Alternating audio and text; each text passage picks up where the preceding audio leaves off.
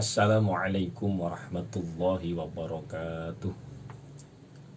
Anak-anakku kelas 5 yang dirahmati Allah, alhamdulillah pada kesempatan waktu ini kita bisa berjumpa kembali, walaupun belajarnya dengan daring ya. Mudah-mudahan yang saya sampaikan nanti bisa bermanfaat. Amin Allahumma amin. Mari kita ulangi untuk materi minggu lalu ya, yaitu tentang tanda-tanda balik bagi perempuan.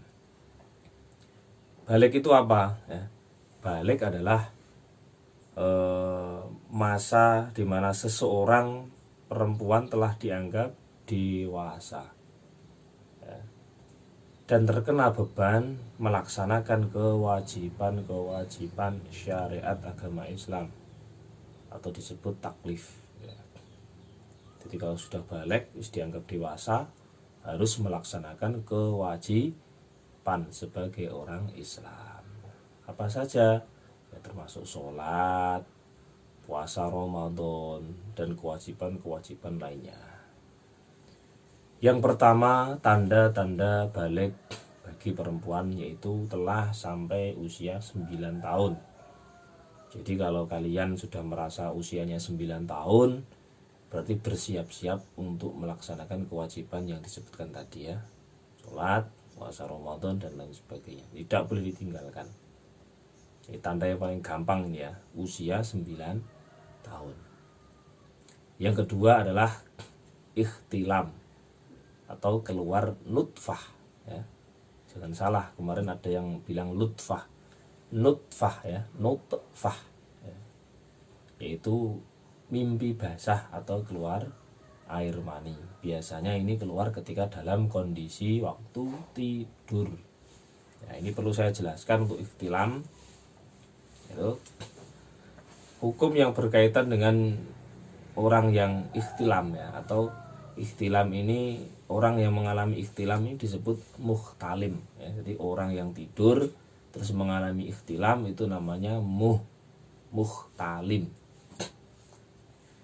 Jadi hukum yang berkaitan dengan orang yang ikhtilam adalah satu ya, ikhtilam salah satu tanda dari balik ya.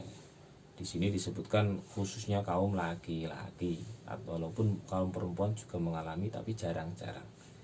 Yang kedua, ikhtilam ya, menjadi penyebab junub, yaitu penyebab orang melakukan mandi wajib ya, nanti akan diterangkan di bab berikutnya. Yang ketiga, ikhtilam waktu sebelum adzan subuh pada bulan Ramadan, maka puasanya tidak batal dan wajib mandi besar sebelum tiba adzan subuh.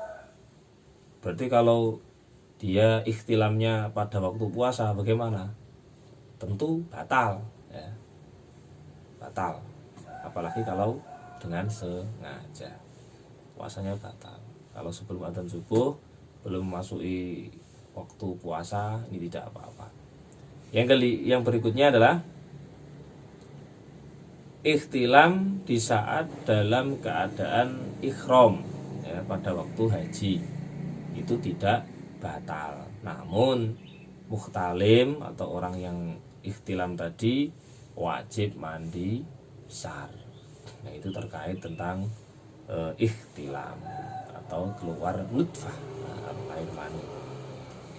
Yang ketiga ya, tanda-tanda balik bagi perempuan yang ketiga adalah tumbuh bulu kemaluan, baik itu bulu di sekitar kemaluan ataupun di ketiak ya. Ini merupakan salah satu tanda yang biasa atau yang kecil sekali ya, yaitu yang terjadi pada seseorang yang mengalami tanda-tanda balik. Yang keempat adalah haid atau menstruasi. Ini terjadi khusus untuk para perempuan ya, laki-laki tidak ya.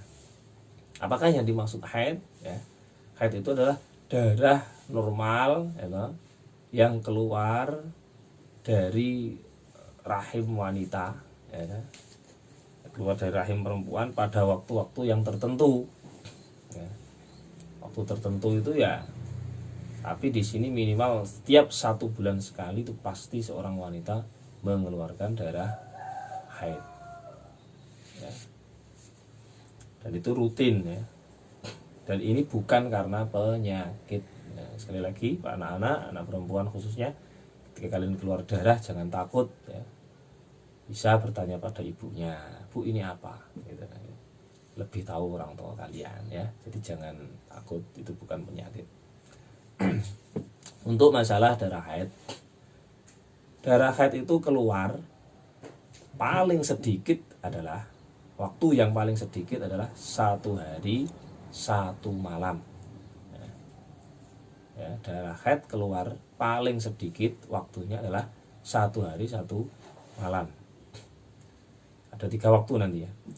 Yang kedua ya, yaitu kebiasaan ya. Waktu kebiasaan haid itu 6 sampai 7 hari. 6 hari sampai 7 hari itu kebiasaan orang yang haid.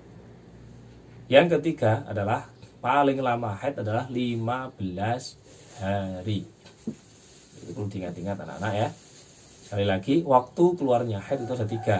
1, ada yang sehari semalam, itu waktu paling sedikit. Yang kedua, waktu sedang atau kebiasaan 6 sampai 7 hari. Yang ketiga adalah waktu yang paling lamanya haid adalah 15 hari. Dah. Kalaupun setelah 15 hari kok keluar darah, itu namanya adalah darah istihadhah atau darah penyakit. Ya. Darah penyakit atau darah istihadhah. Jadi kalau istihadhah tetap melaksanakan kewajiban sholat. Ya. Tapi kalau haid tidak ya. Mungkin dari Pak Azhari cukup sekian ya untuk pengertian tanda-tanda balik bagi perempuan dan penjelasan untuk tanda-tanda balik yang 4 seperti bahan ajar yang minggu kemarin. Mudah-mudahan bermanfaat. Anak-anak silakan dibaca kembali, dipahami kembali. Mudah-mudahan kita bisa memahami ilmu yang kita pelajari hari ini. Demikian. Wassalamualaikum warahmatullahi wabarakatuh.